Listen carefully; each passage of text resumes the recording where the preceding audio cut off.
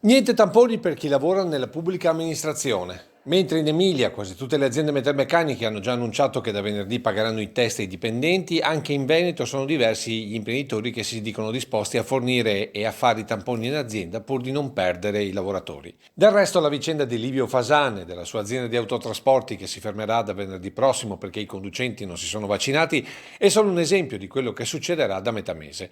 Ma mentre per il privato, seppur ancora distante, ma una soluzione si profila, per il pubblico la fornitura di tamponi è proprio cosa proibita. Non è previsto per norma, si potrebbe incorrere in un danno erariale senza entrare nella dinamica politica che sia giusta o meno nei confronti di chi è vaccinato, no? Perché abbiamo anche questo tema.